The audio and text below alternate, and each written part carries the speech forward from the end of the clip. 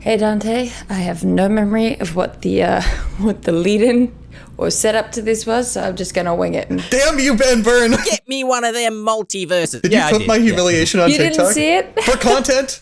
For clicks and likes, Ben? It sounds a lot like 4th edition. Real quick, you could keep going in a second. I just want to ask real quick, how many times have you played 4th edition? None. To be fair, that is true. Go ahead. Pierce the hide of Gordon. Wait, that's a name. Gordon is just someone's name. It was my understanding it's here in the year 2020, whatever. 3. Because I know with the sorcerer and their magic points. Sorcery points. It was right there. First chapter was only 2 episodes. Is that correct? I did not. I don't remember. Yeah, nobody knows. All right, moving on. There you go. I did it. Hello, everybody, and welcome to this week's episode of the Eldritch Lorecast, the #1 tabletop RPG podcast in all the spheres. That's right, every system prefers the Eldritch Lorecast, or so I've been told. My name is Ben Byrne, and I am joined, as always, by James Hake, Dael Kingsmill, Shawn Merwin, and Shawn, a question coming in from Gethin asking, which is the best incorporeal undead? Banshees with their howls, ghosts with their ability to possess, or shadows with their strength drain? Or if you have a fourth option, that is fine too. I have many options, but I love the 3 given here because it depends on how upset you want your players at you and for what reason. Do you want them to be upset at you because you took them to 0 hit points from maximum with a DC 13 con save? Even at 20th level, then you throw the Banshee. Ghost taking over your character so you can't play it, and the DM gains control of your character. If that makes you mad, we've got something just for you. Or if you want to reduce the number of hit points you have just to your strength modifier or your strength bonus, your strength score, then we've got something for you in the shadow. So ways to make the game really, really bad for your players. 3 different choices. You make the call. It's just like that 3-flavored ice cream, except every one is poop. That 3-flavored ice cream? Neapolitan. You mean Neapolitan? Sure, whatever. I don't know the fancy name for it. We just called it the one with the 3 colors, when I was young. Dael Kingsmill, out of that tub of 3 flavors of what would you prefer the most? What is happening? I don't know. Are you okay? Not really. We're into the cursing early today. My goodness. Ben has feelings about Neapolitan ice cream. I feel like I'm really torn, particularly between ghosts. Ghosts will always have my heart. Love a ghost. Big fan. But also I know that one of the first monsters that I loved and wanted to run for players when I first started GMing were shadows. They just really grabbed me, and I had to try to figure out how to use them without killing everyone, which I think is a sign that I'm maybe not a total villain all the time, but Well, can I throw in a pistachio flavor to this Spumoni of awful that we're creating here? Because it's the Alep for me. It's in Mordenkainen's Tome of Foes in 5e, but it was a monster manual creature in 3rd edition when I started playing. The Alep is the ghost of someone who's kind of been like tortured into insanity, basically. And they are full of psychic awfulness, which includes getting your players to attack their friends. As a result of the monster's action, which I just think is delightful. It's a less intrusive sort of ghost possession that lets you share the hate, as it were, rather than concentrating it all on one poor some. The way they've written the Alep, I always forget about the Alep, but it genuinely is one of my favorite incorporeal undead because the lore, at least as it was written in Mordenkainen's Tome of Foes, was that it was someone who had learned like a terrible, deep, dark, cosmic secret. Something so terrible that it caused them to basically, lose their mind and they died protecting this secret or something like that. Yes, so you that's could true hide in them 5e. You could hide them in like ancient libraries or something like that and then keep some piece of lore kind of locked up that your players need to learn, such as, you know, this archangel is actually a demon the whole time, or the world is slowly being consumed by an devil's ether being, true name. Yeah, something like that. It's hard to make that land once you actually provide a piece of information, because the players invariably will be going, okay. If I were faced with horrors beyond my comprehension, I would simply comprehend it. Skill issue for the Aleph, I think. Yeah. Rest in peace to your PCs, but I'm different. I'm different. Is the Bodak an incorporeal undead, or is it Love the Bodak. corporeal? I think it's technically corporeal, but it definitely sits in my mind in the same little spot. Right. It seems to be that thing that can kill you with a look, sort of monster that's undead. So I was wondering, because that was a beast back in 3rd edition days. The old Bodak in the room full of mirrors trick was a favorite among game designers everywhere. I look away, no matter where you look, you're looking at the Bodak. That's actually a cool idea for an encounter with a Medusa as well, having like a Medusa in a room just filled with shattered glass, kind of suspended magically and hanging in shards everywhere. Anyway, are we generally fans of incorporeal undead? Because I am well documented as loving incorporeal undead deeply, but B, having a genuine phobia and fear of ghosts, even though I don't believe in ghosts. Yeah, you and I had a whole conversation over lunch one time where we were just talking about how much we don't like ghost movies, but we love running ghosts. Right? So you love terrorizing your players. Basically that.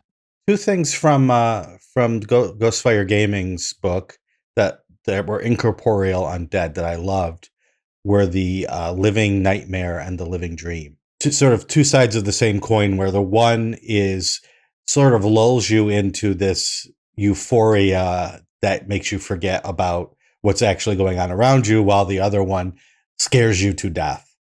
And I thought those were both pretty, I think they work well story-wise, they work well mechanically, and James and his team used them very, very well in Citadel of the Unseen Sun as really great story-driving monsters in a certain section of that adventure. So hats off to you. Yeah.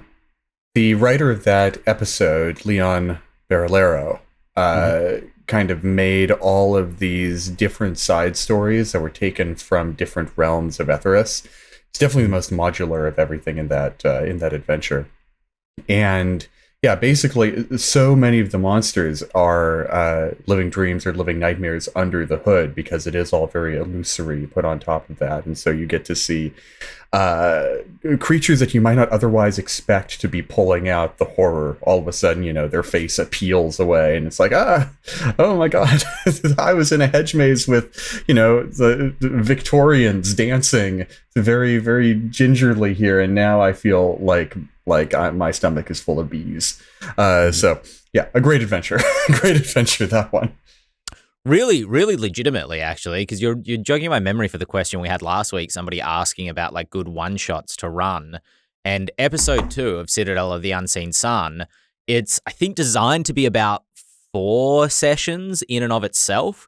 And you can run it as a single adventure that's ongoing, or you can take the 3 main dreams that kind of occur in that adventure, and you can just run them not even as dreams. You can just run them as one-shots, you know, that take place in Etheris somewhere. Because I think the conceit of the adventure is all of these things did happen, or a version of them happened, and this is kind of like a dream or a memory of the person who experienced those things. So yeah, that's a really great call out.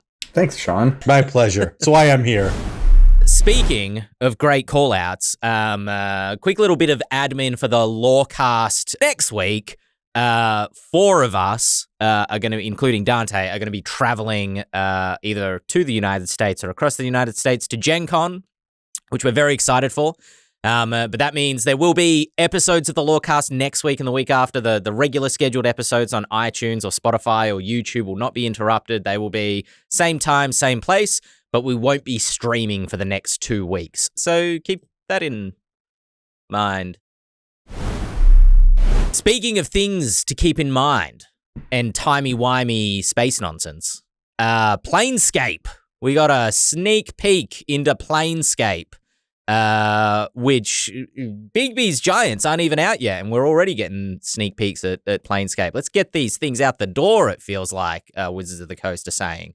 Planescape is going to be split into 3 books, it looks like. The physical bundle will be 3 books, a GM screen, and a double-sided poster map of Sigil and the Outlands. Sigil being the City of Doors, kind of central to the setting, and the Outlands being outside of that city. Somebody who's a fan of Planescape. James, you look like you're a fan of Planescape. You take over. Without belaboring the point, the Outlands are kind of a wild region of the plains that Sigil sits at the center of. There's a massive spire at the heart of the Outlands, this huge sort of spindle of stone, and the ring-shaped edifice which Sigil is built on the interior circle of kind of sits atop that spire. The Outlands are much less important than the city that sits at the heart of it. I would have been so excited for this 2 years ago.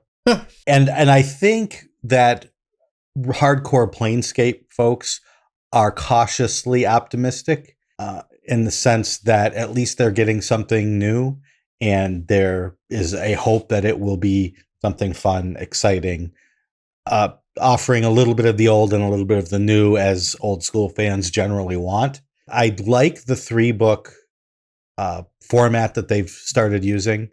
I know that some people don't. I think it's great to be able to break up a product, hand the players what they need. I get to keep what I need. And I love that. Throw a DM screen in there, make it a nice bundle. So I'm not a huge Planescape fan. I was not in the hobby when it came out. I know a lot of people got into it through the video game. And there was a very strong game thematically. So it captured the imaginations of a group of players that hadn't known something quite as thematic as that in their D&D repertoire up to that point.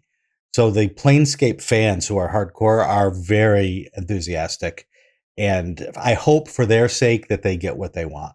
Yeah, honestly, I might be the biggest Planescape fan in this room, but it's again in that similar situation where I have never played in a Planescape game, right? It's been since the 90s, since Planescape Torment, the video game Shawn was talking about, basically, that Planescape has been relevant, been even in print from then until now, much like Spelljammer. Nevertheless, unlike Spelljammer, Planescape has maintained that enthusiastic cult following, so that symbolism like the Lady of Pain and even Sigil itself, which appears in the Dungeon Master's Guide for 5th edition and all over the sort of conception of the planes in this edition of D&D, that's Planescape through and through.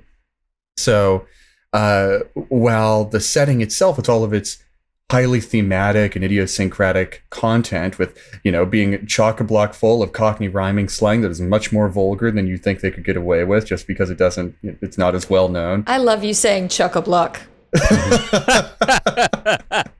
Well, anyway, all that to say, Planescape's a really exciting, it's kind of the white whale of D&D settings. It's a thing you never think would get published again, and that could potentially be so amazing, especially with the artist that the series became so strongly associated with, Tony Dieterlitzzi, returning, not just to do the Dungeon Master's screen, not just to do, I assume, interior art, but also to do the special edition covers. It's an enormous nostalgia bomb for a property that really has been dead for decades. I don't know, much like dead gods floating in the astral plane, which is very Planescape. This thing has sort of been, infused with new magic, and hopefully it's amazing, because I would love to play in a setting like that.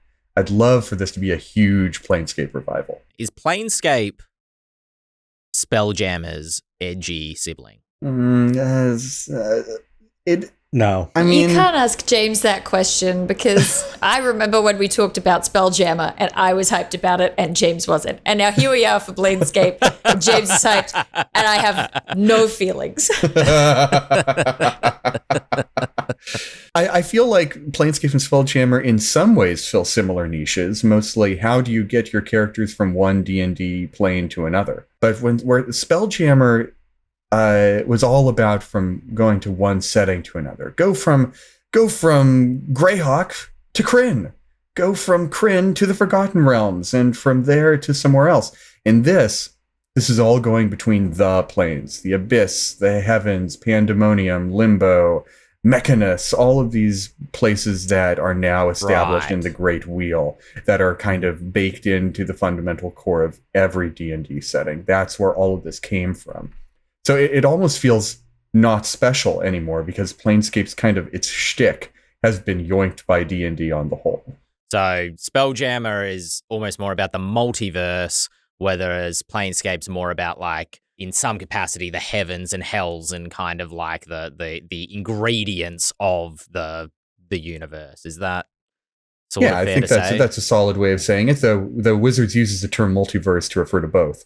Yeah. Multiverse is, it's a term like metaverse, in terms of corporations like to say, we need a multiverse now. Get me one of them multiverses. Anyway, sorry, Shawn, you were going to say something. When the worlds of the first edition days were coming out, they were all sort of the same. And I'm going to catch flack for that, because people are saying, oh, Greyhawk is very different than Forgotten Realms, which it is, but not when you compare it to other things. So one of the things that game masters had to do to spice up their games was to find different settings. And there were no published other settings. So the planes were a place to go where you could shock and surprise your players. And Dragon Magazine would have, the Nine Hells and the Abyss and special editions or special articles that dealt with playing your games there, setting your games there, and how you could shock and amaze and surprise and horrify your players using those. And so Planescape, when it first came out, sort of hit that hard. It hit that this is something very different. You can go from the heights of Celestia to the depths of the Abyss, and we're going to tell you about that and how to do it. And so that was really cool. And as you've all said, now it's just like, well, yeah, we've all seen that before. But when it came out, it really did have that sort of, it's its own setting. Plus it talks about all these places that I've dreamed of setting games, or I've made my own rules for games there. My problem with the Forgotten Realms is the fact that kind of multiversal aspect to it. You have young Joe Bob living on his farm, and he's just a poor farmer, and he's digging his field, and he's got goblins in his well, and he needs adventurers to go get those goblins out of the well. But then the sky rips open, and an illithid nautilid just like flies out of the sky, chased by dragons, and then also a earth elemental climbs out of the ground because it's connected to a portal to the earth. Like, Forgotten Realms just kind of feels like a weird soup to me at this point, and maybe that's the difference. Is Planescape is a setting that's kind of designed for this type of adventure to feel a bit more cohesive rather than just everything collapsing in on itself. That's exactly what I was going to say, Ben. Yeah, it's that the thing that continues to set Planescape apart is that the planes are the point. They're not just sort of like a way to pull in a cool new monster this week. Rather than facing, an army of orcs every session, like if you were to play in, the Lord of the Rings, that's exactly what you would be doing. Orcs after orcs after orcs. No, it's you have story reasons to hunt for a tuning fork attuned to Mount Celestia, because you need to petition a servant of Bahamut to give you a sword that can pierce the hide of Gordon. Wait, that's a name. Gordon is just someone's name. Gordon. It's just some guy. It's just some guy. That's very You went to school with him. The accent's on the second O. No, but that's a very Planescape bit of nonsense too. There's a lot of Terry Pratchett in Sigil. There's a lot of Discworld in Sigil, except it's a sort of ring world. Yeah, so fundamentally, the planes are the point, the humor is the point, the sort of mundanity of the ridiculous is the point, the ridiculousness of the mundanity, conversely, is also the point. And yeah, it comes in huge part down to tone and what you do with the material, rather than, you know, the material itself, which is kind of old hat to us here in the year 2020, whatever. 3. just in case you were wondering. All right, speaking of Planescape, 3 books, as Shawn mentioned earlier, are going to be Sigil and the Outlands, which will have character options, lore, location descriptions. It's kind of your background book. Then we've got Turn of Fortune's Wheel, which is an adventure set in Sigil from levels 3 to 10, jumping to level 17. That it intrigues me. That's the thing I read that I was like, hold up. What do you mean jumping? I guess we'll find out on October 17th when Mort's Planar Parade is also released with those books. Over 50 inhabitants of the Outer Planes. What caught my eye, and I don't know if this was the way it was done with previous publications, I'm not sure, but digital bundle available via D&D Beyond, collector's bundle, if you want the kind of collector, the alternative art screen, only available via pre-order or purchase from friendly local game stores specifically. And if you go to the D&D Beyond website and look at the purchasing page and you want those special editions, it redirects you to finding a local affiliated retailer, which I thought was interesting because wasn't it maybe 6 months ago we were worrying about whether Wizards would use D&D Beyond as a way to lock out friendly local game stores. Again, I can't remember if this is a change from earlier releases or not, but it is something that they have done in the past because it's kind of the sweetening of the pot for friendly local gaming stores, because when you have things like D&D Beyond and the digital versions available and you can buy it online, it makes it really tricky for a friendly local gaming store to sort of keep up. And so that's part of the deal, was we'll give you the sort of exclusive special edition cover art. The to, first entice people to keep going. Yeah. Yes. I think the first special edition cover we got was Volos, which I think was 2015. So it's before D&D Beyond was even a thing.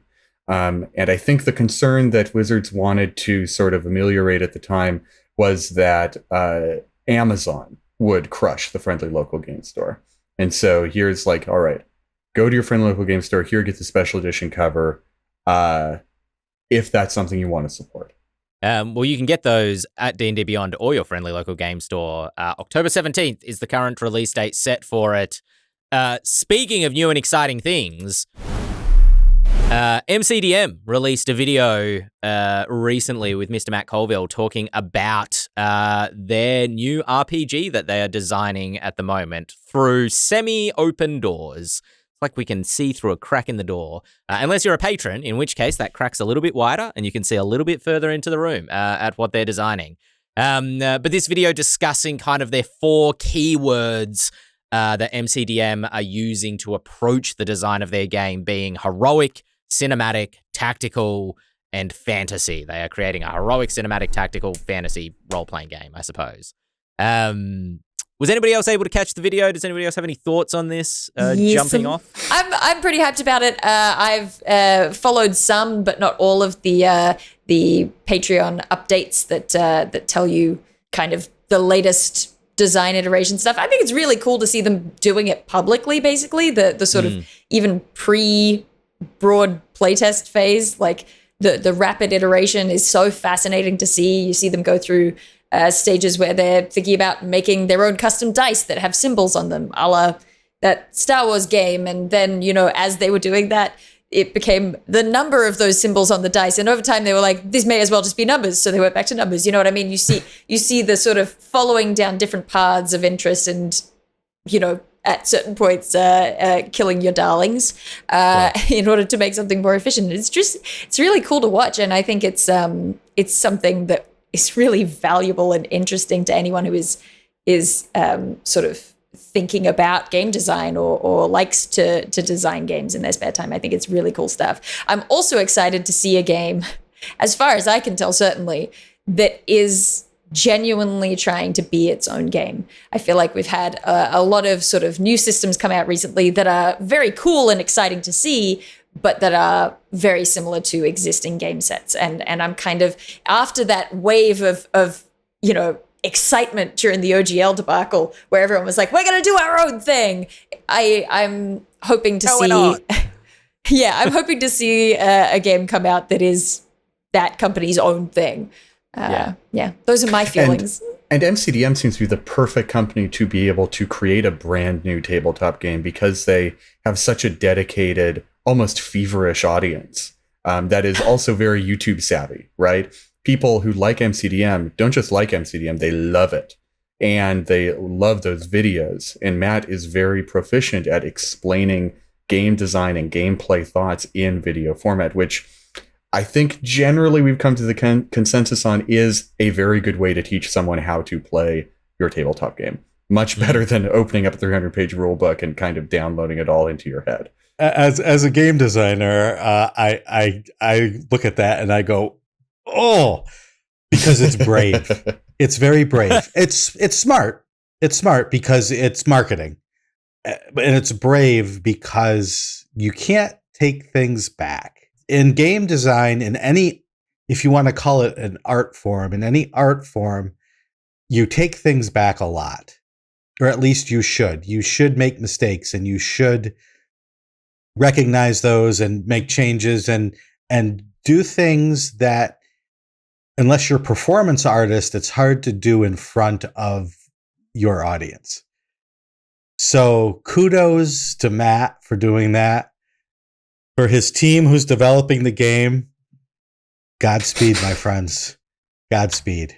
Yeah, I'm excited and curious to see a game that, by the sounds of it, has robust, is a robust game. You know, is what Matt has really been pitching this as, at least in that video. It's tactical. Teamwork is essential. Positioning on the grid is important. He's talked about, grid combat is functionally essential. I don't think he used the word essential in the video, but basically described it as being, it was like, heavily implied. Yeah, you need to use the grid. This is not a game for theater of the mind. Sure. That they're referring to, squares. They're not using like scientific terms to describe distances or to describe like measurements of weight or to describe any of that stuff, which leans into the heroic and cinematic keywords. If you pick, I think his example was, if you pick up a bear, you might take on a condition like encumbrance, but they're not strictly worried about how much this bear weighs compared to how much you can carry. And yet it, by the sounds of what he's describing, is meant to feel like a game in the way that I think we can all agree 5e combat is fun, but it's not deep, It's generally, I do what I do on my turn, and then I, pass it on to the next player. And there's a lot of options. There's a lot of different things that you can do on your turn. But it's not, I don't know, 5e is not tactically satisfying in the way that like a tactical board game might be or something like that. Yeah. Or a tactical RPG like Lancer is. When I ran that 2 weekends ago, I had 2 people on 2 sides of the table who were going back and forth while the other players are taking their turn, like kind of figuring out their own 2-person combos that always went off extremely excitingly and effectively when they finally got to do their little 1-2 punch together. To me, cinematic and tactical have in general been at odds. Mm-hmm. The more tactical you get, the less cinematic things become. And if they can find a way to make things tactical, and not just tactical for one person, but tactical where everyone has to come together and suss out what everyone is doing to make the best combination, and then to make that cinematic as well, that's a tall order. I'm not saying they can't do it. I'm saying that has been we're going to bring back the white whale, right? That's been the white whale that we've been following, is a way to do that. So I am just very curious if Matt talked about that at all. Yeah. And if so, he did. Tell me what he said. We're backing QI with the lie. You said tactical versus cinematic. Whoop, Claxon. whoop. But no. I mean, it's interesting because I'm looking forward to seeing how they approach that as well. Because very specifically in the video, Matt says, often we think of cinematic and tactical as being, on opposite ends of the spectrum, but that's not how we're thinking about it. That's not the definition that we're using for cinematic. But he didn't go in depth about it, right? We got a little bit of a glimpse. He was talking about cinematic abilities seemingly in the same way that we would look at maybe class abilities in 5e, but a class ability in 5e is more about how it mechanically functions with dice and things like that. They were talking about having these abilities that are visual in some aspect. So I think that was the key for him, was that it was cinematic in the sense that you can picture it in your mind. And I still can't quite tell what that's going to look like in the final version of the game. So I'm interested to see that as well. I'm going to play devil's advocate for a second here, because watching that video, something did strike out to me, which was this. It sounds a lot like 4th edition. Has to be played on a grid, refer to Ben, squares. Real quick, you could keep going in a second. I just want to ask real quick, how many times have you played 4th edition? None. To be fair, that is true. Go ahead.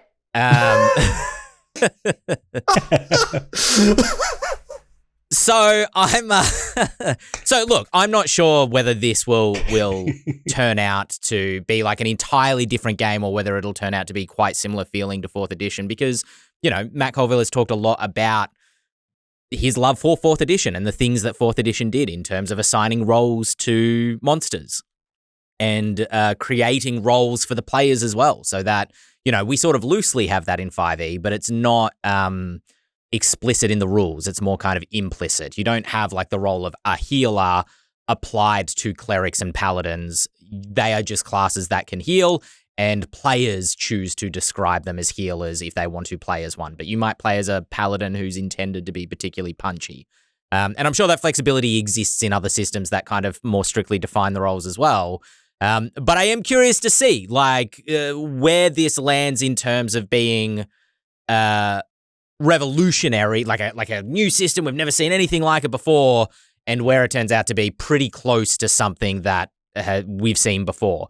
And to be fair, in that video, Matt says, we want to design a fantasy role-playing game. This isn't something you will never have seen before. This is something that, we know what we're making. And therefore that makes it easier for us, because we know what the finished product should ultimately look like or feel like. But yeah, I'm curious. I'm curious, but optimistic. It would be really funny if it did come out looking a lot like 4E after they did all of that iteration with the different dice plans and stuff. That would be really funny to me. Join me on a rabbit hole train of thought based on something that hasn't been discussed so far. It's about its nature as a tactical game that has storytelling aspirations. D&D is also a tactical game that has storytelling aspirations, and we'll see what balance of those two the MCDM game ends up being. But tactics are all about making optimal decisions, right? Maximizing optimal decisions while minimizing suboptimal decisions to create successful tactical gameplay. And when we think of optimization in terms of D&D, we tend to think of character builds. And character builds are an enormous source of fun for a lot of people, not just in D&D, but in video games. You think about build optimization in games like Warcraft or Final Fantasy XIV or something like that. And it leads me to wonder about something that, as far as I know, hasn't been talked about with regards to the MCDM game, which is about character build. Because you run into kind of two somewhat diverging paths here. There is clarity, where you look at a game like 4th edition, where they have the different power sources and the different roles. And if you want to play a wizard, if you want to play an arcane caster that is damage focused, you pick a wizard in 4th edition. If you want to pick a divine caster that's support based, you pick a cleric. But if you want to pick a divine caster that's like martial based, you pick a paladin, right? Your classes are really clearly defined what your role and your power is. And that's one of the reasons why people often felt kind of stifled by 4th edition, is because it was too clear. It was too good at telling you what you wanted to do and where you wanted to go. One of the kind of weird things that people love about about more arcane games, not to use a D&D definition, but the sort of confusing, obscure dictionary definition of arcane, games like older D&D and to a certain extent 5e is that there's a great deal of joy to be found in kind of panning for gold in a sort of mire of unfocused mechanics. And so after a certain point, the better designed your game is, the less fun a certain type of player has in creating character build. So, I'm not building to any thesis here. This is just a thought that struck my fancy, and something that I'm sure in an iteration process like this, game designers love to think really, really hard about. Who is their audience? Is their audience the type of player that will like really clear character options that lead them in a nice direction towards the type of play experience they want to have? Or are they courting players who have a somewhat more twisting, labyrinthine level of joy when it comes to creating their perfect character? Yeah, and I think MCDM have a pretty clear idea of who their audience is. But it does sound like they are making a specific type of game where even if it looks nothing like 4E specifically, it will be enjoyed by people who enjoy 4E because 4E is more locked down, more tactical, more specific. And Matt has said that not a dungeon crawler, it's not a hex crawler. There is more in the game than combat, but I'm curious to see what those what those parts of the game look like. What does a social encounter look like? What does exploration look like if it's not a dungeon crawler? What role does not getting into combat have in this game? And does it end up looking something closer to like almost like a board game, like Descent or now I'm completely blanking on the name of that. Gloomhaven. Gloomhaven. Thank you. Yeah, that's the one. Which, I would be excited to play it if that is the case, because I do have a hankering for really robust tactical combat. But it's also interesting. We're getting a lot more board games these days that are like board game role-playing games. Have you seen those? There's more and more of them.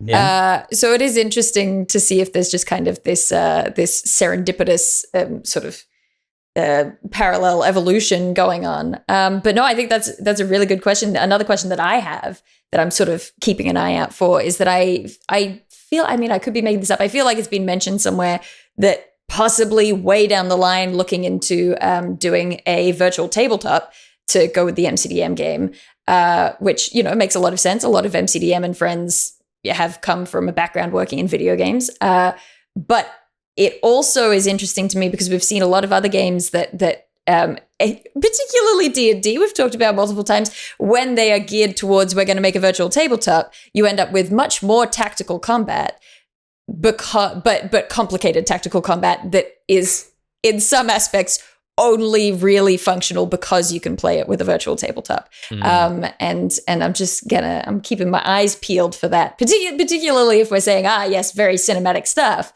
It's very easy for things to be cinematic if you make a very pretty virtual tabletop to go with it. But I imagine that's not what they're doing, but we're going to have to wait and see. I'm just For no reason, I would just love if this evolved into a video game by accident. Like it just kind of, that's what it became, was just like Baldur's Gate. But I want to express a sincere hope that this game, especially if it has a very robust character generation optimization component, but even if it doesn't, to look towards Lancer's success. And I brought it up a lot on the show, but it's because I really, really like it.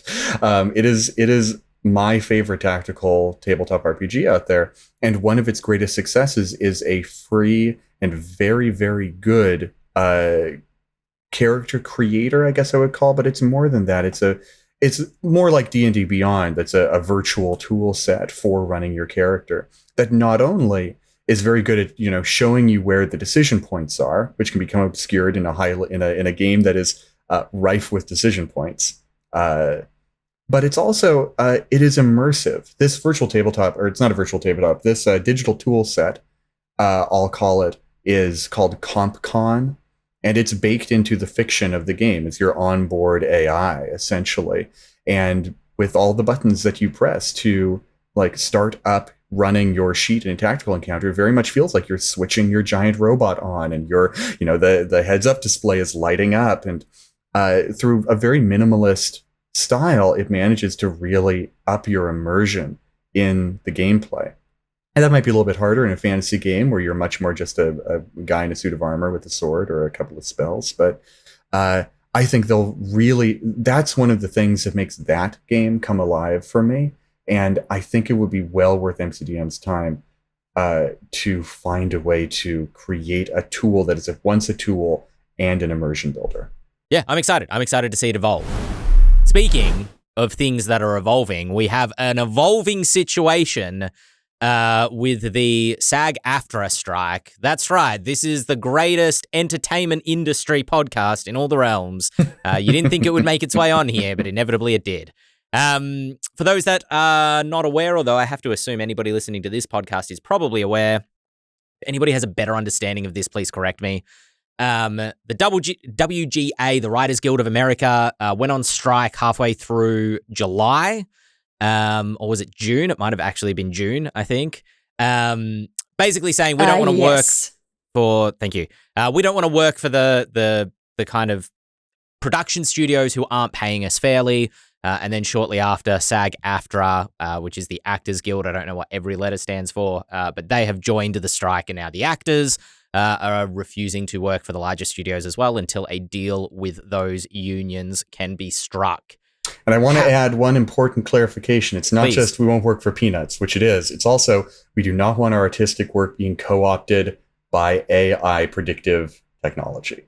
That is a huge part of both of these strikes. Yeah, and there's a conversation that we could definitely be having. The specifics of this conversation, to not get too lost in the weeds, is a question around how that affects actual play series, because they are this kind of hybrid thing, sort of, especially in the internet age where the internet has largely democratized, creation tools, particularly for media production such as film and visual and audio media. And you have these studios like Critical Role, like Dropout, like Smosh, who we mentioned last week, who started relatively small, possibly even somewhat hobby grade, but blow up into these huge kind of, small compared to Netflix perhaps, but still definitely a professional scale. People are making money. People are being paid full-time wages. These are professional production companies to all intents and purposes. I don't know. Whatever that saying is. And so what are the rules? Critical Role have basically said that they fully support the strike, but so far their release schedule is unaffected, which is a slightly vague statement because it doesn't say that their performers have stopped working. It also doesn't necessarily say that their workers are that their performers are still working. All it says is that they, if nothing else, have enough material that they will not run out in their current release schedule, which may also mean that their performers are still working. Dropout was a little bit more specific about this, saying that their productions are currently on hold. They are not producing new content, but their schedules are currently unaffected because they have enough content to at least see them out until the end of the year that has already been filmed and produced. And they are also in full support of the striking actors and writers. They have talked about potentially striking a separate deal with the unions because they are not a big production studio and they are not associated with the AMPTP, which I believe is the American Producers Association, basically. You're doing really well. Thank you. And then separately, Glass Cannon, who I didn't know who this was until I saw their logo, and I was like, I have seen this around. Their CEO, Troy Lavallee, gave an initially pretty glib response that I don't want to go. The point of bringing this up isn't to go after Troy for their response because they did come back and clarify later and sort of say, I didn't mean to be glib in my initial answer to this question. But basically saying that, or making a very strong distinction between gamers and writers and performers, saying something to the effect of, we at Glass Cannon are very glad that we don't have anybody telling us how to play our games in peace, you know, and our gamers, who also happen to be writers and performers, kind of making a separate distinction, are still working away on our content. I think this he followed is a very up. important distinction. Sorry. Well, my question is it a distinction? Like, at what point does somebody go from being a gamer, a fan, to being therein lies a the performer? question. You Yes. know, and does union membership make that distinction or matter in this question? Right. Well, I might have an answer to that. And the distinction is determined by the Screen Actors Guild and by the Writers Guild. And as of right now, neither SAG-AFTRA nor the WGA consider actual play to be union work. I believe in terms of both Dropout and Critical yeah, go ahead. Real quick, just so that people at home know, when it comes to union work with at least actors, I assume it works in a similar way for writers. There's kind of a setup so that people can kind of band together in order to have the bargaining strength that they need when they're talking to big studios. The deal is that if you are not union, you can't work on a union show. If you work on, I think it's 2 union shows, you have to join the union. And if you are union, you can't work on non-union shows, right? But when we're dealing with the internet and, the kind of content that is there, even though it is performed and it is on a screen, it exists in sort of a gray area where, some, like Dropout, specifically operates with a SAG-AFTRA contract, whereas some people like Critical Role, I don't know what their deal is, but they might not because they don't have to. Anyway, carry on, James. No. That's incredible context, because that's confusing even for people who are in the industry. And for there to be union shows and non-union shows, even within just television or film alone, makes all of this an incredibly kind of murky situation. But ultimately what it comes down to, everyone on the Dropout crew is union. This has been stated.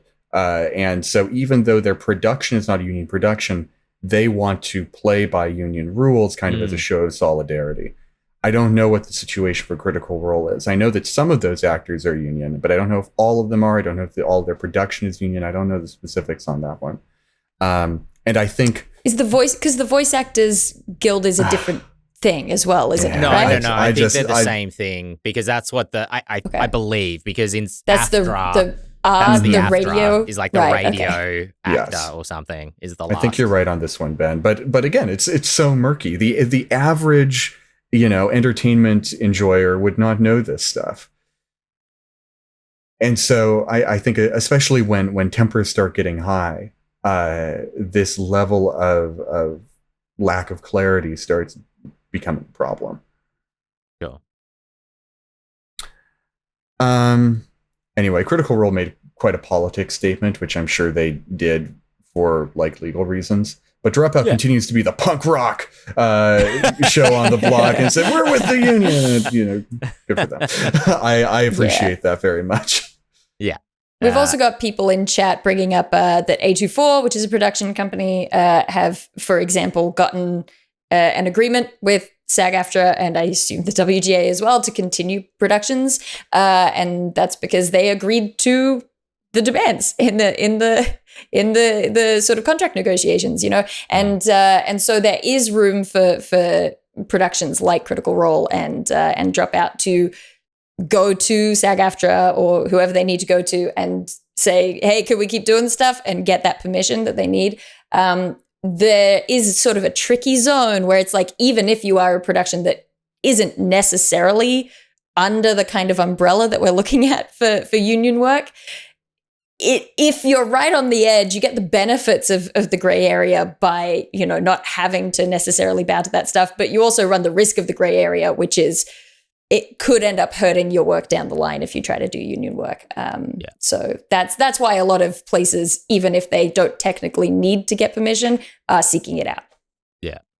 I think it would be good to answer the question for actual play to be considered entertainment. And that I think that's true not just for the sake of the companies producing it. I think Critical Role as a studio that, they make games through Darrington Press and they make entertainment through Critical Role. And that's absolutely, the way it works in practice, even if it's not observed by definition. And I think it's good for the state of game playing as well, because the way an actual play is played is markedly different from a way that a home game is played in many ways. I agree. But I think where it gets complicated is that once stuff does fall under those sort of union umbrellas, it creates a huge barrier to entry that I think a lot of people would not be able to overcome. So anyone who wants to start their own sort of home-baked actual play series and just stream it on Twitch, suddenly it becomes a more difficult thing if they have to be able to pay their performers union rates. I think it would depend, right? I mean, student films still exist and community theater still exists. Production still exists. And I'm curious to know, because Australia does, I believe, have a performing arts union, but acting as a career can be so intangible. You might say I'm an actor, as I did for sort of 2-3 years, and how many acting jobs, how much actual work I got during that time, I don't think necessarily would have qualified me for union membership, or maybe it would have for like 6 months, And I can't remember who it was, but somebody on Twitter did absolutely say, I support the union movement, but I'm not a member of SAG because I don't qualify, because I didn't get enough work as an actor to be able to qualify for union membership. So I don't think. Yeah, well, I mean, there's a huge number of WGA, they're called pre-WGA people, writers who are striking, who are working writers who work in Hollywood, who write for TV, who write for film, who are not yet WGA, because that's part of what the strikes kind of ended up being about for the Writers Guild as well, was that there's been a lot of stuff come in and change the way that it works in terms of streaming services like Netflix, right? Where it just doesn't enable enough writers to get further up in the system. You just can't climb the ladder. So you're just kind of stuck in this phase where it's like, well, I'm working on things, but I technically am not a guild member yet. Which it's a very complicated situation. It is for sure. Yeah, this strike is a good thing for the health of entertainment, because you want the people who are making your entertainment to be paid well for their time and not squeezed dry by the companies that sell it. That's the bottom line for me. Speaking of performers and performances, there is a new chapter of Candela. Yeah, forget all that other stuff. There's a new chapter of Candela Obscura.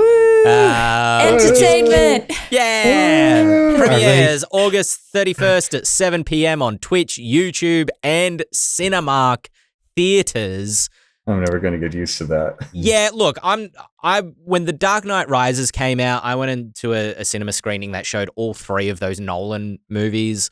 So perhaps I can't necessarily speak to this, but 5 hours is a long time to spend in a cinema.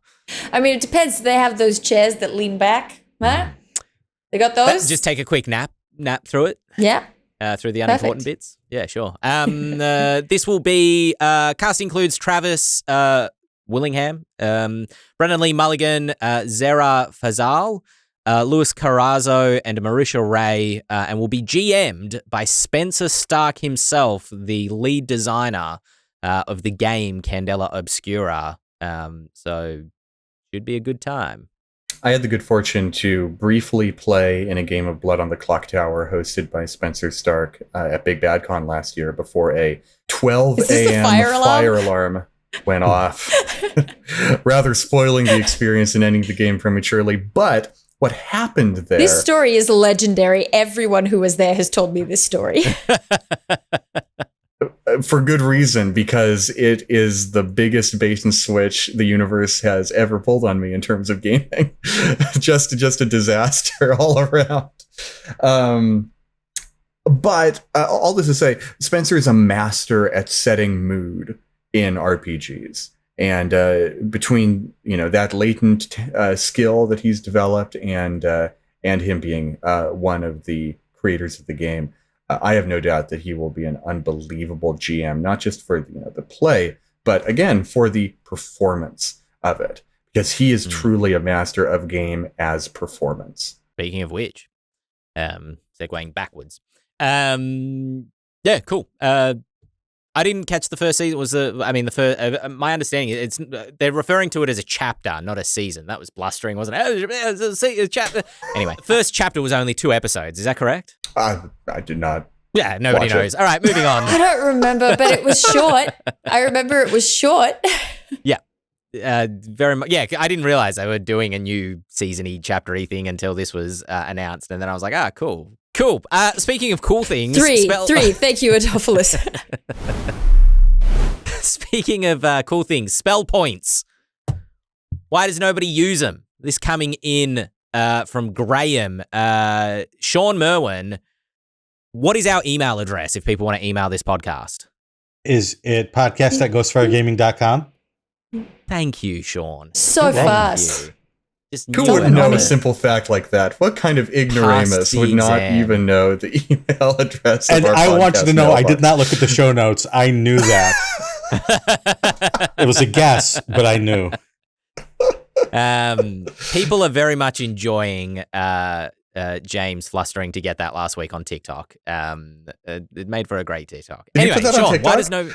Did you put my humiliation on TikTok? You didn't see it? For content? For clicks and likes, Ben? That's what this podcast is for, honestly, is Damn you, Ben to Byrne. air out our humiliations. No, that's a great idea. That's quality content right there. Shawn Merwin, why does nobody use spell points? Graham has asked. Reason one, it's in the Dungeon Master's Guide, not in the Player's Handbook.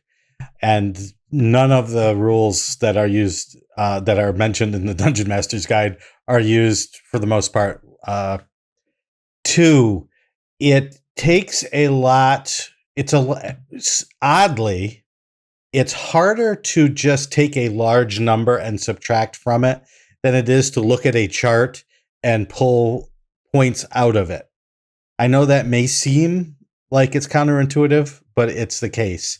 So I think at 20th level, if you use that, you would have 133 spell points.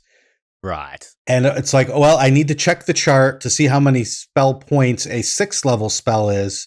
Okay, I can cast that. Now, wait, I can only cast 1 6th, 7th, 8th, or 9th level spell if I use spell points. I could cast 2 if I was using a chart, the regular slots. It's also stepping a little bit on the toes of the sorcerer, who is the one class that can takes a spell slot, turn it into sorcery points, and turn those sorcery points back into spell slots as needed. And you can play it gives you a little flexibility. So if you use that spell point system, you're stepping on the sorcerer's flexibility a wee bit. So I would say those are the main reasons why spell points aren't used. Thank you. Welcome to my TED Talk.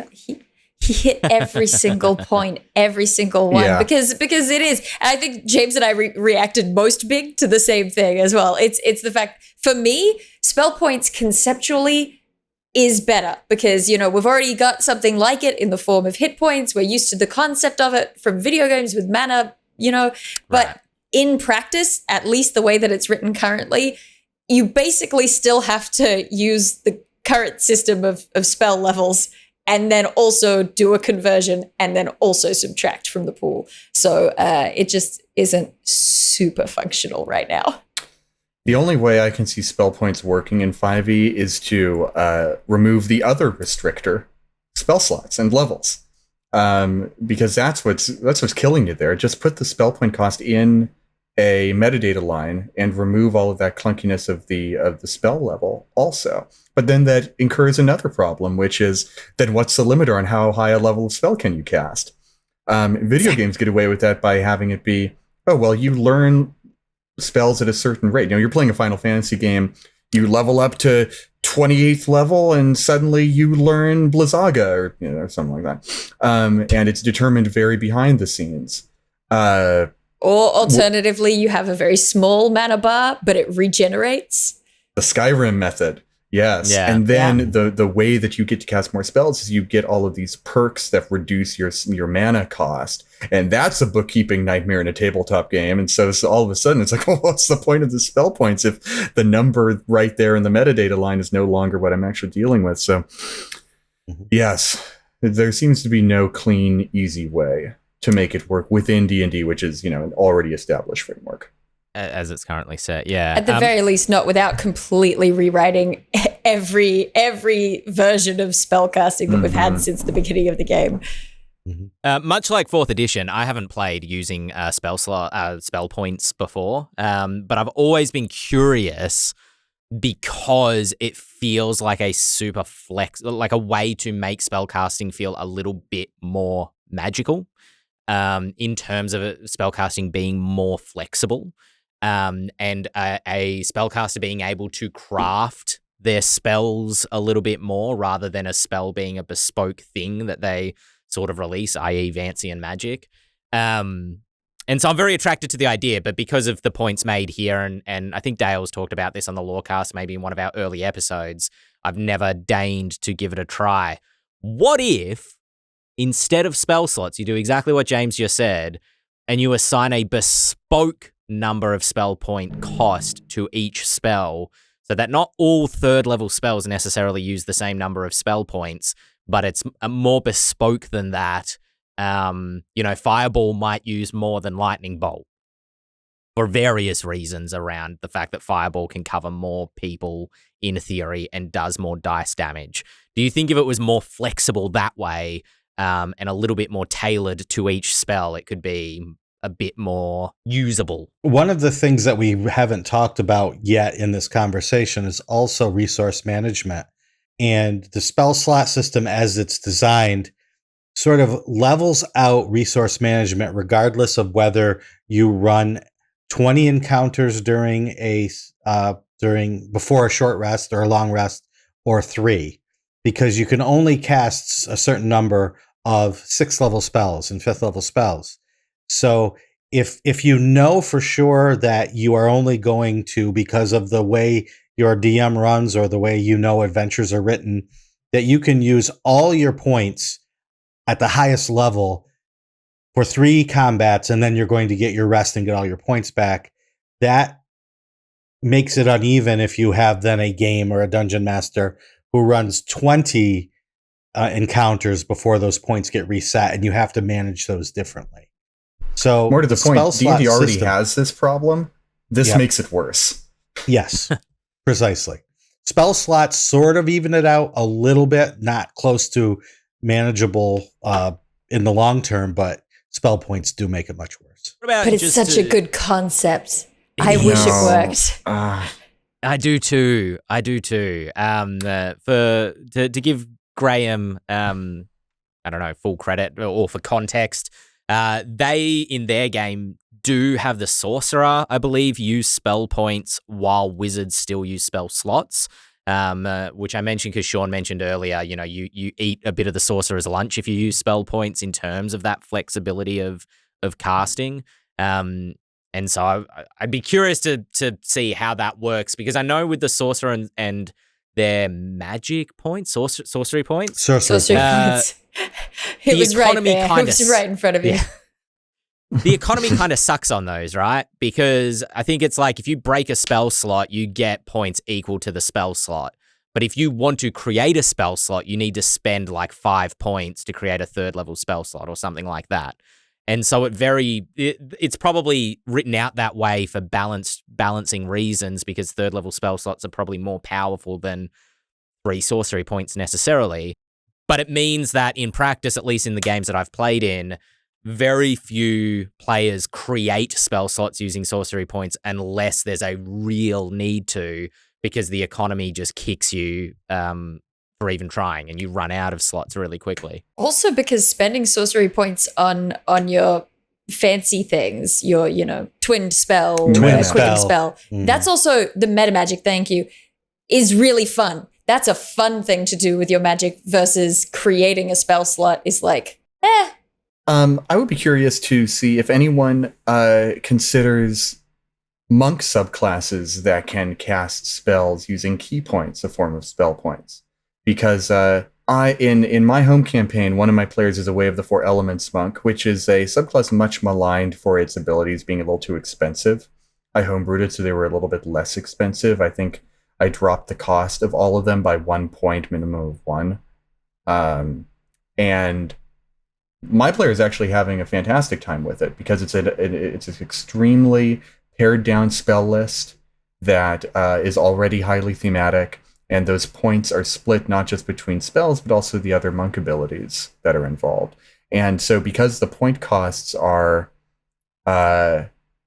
usually listed right there with the spell you're casting, kind of what I was saying, where it's just a metadata line rather than a spell slot level, and when you gain access to the spells, this is right there in the subclass. That's actually been really, really effective. It's been a great play experience for my player. I would consider it a kind of spell points, which is why when I homebrewed it, I made them not have those abilities because I don't think monks should be magic. Yes, they should be scions, as we've established. Beat me to it. Speaking of which, scions, the original spell point caster, 3rd edition, that was their big mechanical thing, is that rather than using slots, they had points. And I don't think we really cared for it back then either, to be honest. All the same arguments came up back then. Yeah, that psionics is magic.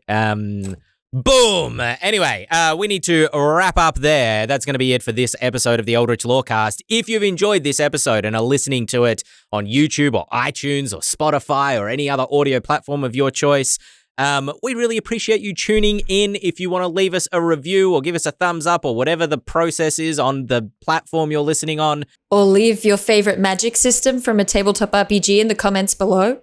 Oh, see, you're good at this. You've done this before. You've been doing this for a few years YouTube, baby.